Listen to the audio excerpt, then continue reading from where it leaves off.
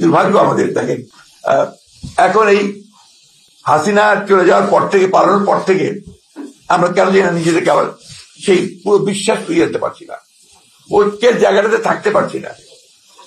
কি দুর্ভাগ্য যে এখন যেটা শুরু হয়েছে এ থেকে আমি মনে করি এতটুকু সুস্থ ব্যাপারটা, অসুস্থ একটা প্রতিযোগিতা শুরু হয়েছে ক্ষমতায় টিকে থাকবার জন্য। আর ক্ষমতা তো টিকে থাকলে তখনই যখন এটাকে তুমি সেটেল করতে পারবে, স্টেবিলিটি আসবে, ইনস্টিটিউশন আসবে। তার জন্য আমরা যে কথা বারবার বলছি সংস্কার আমরাই শুরু করেছি ভাই, আমরাই প্রথম সংস্কারের কথা বলেছি।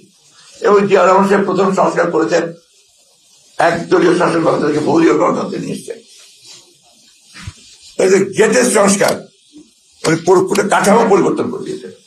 এই যে সংবাদপত্রের স্বাধীনতা একদম বন্ধ ছিল, মাত্র 4টা পত্রিকা ছিল, সবগুলো সংবাদপত্র ওপেন করে দিয়েছেন জিয়া রহমান সাহেব।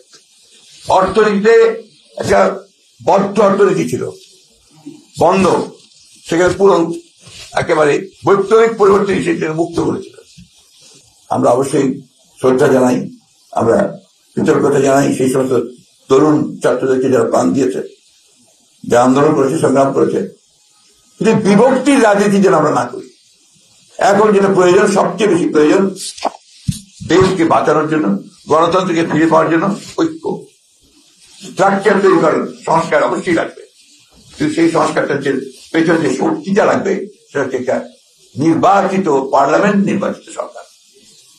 এটা ছাড়া সংস্কারকে কখনো আপনার লেজিটিমেসি দিতে পারবো না আমরা।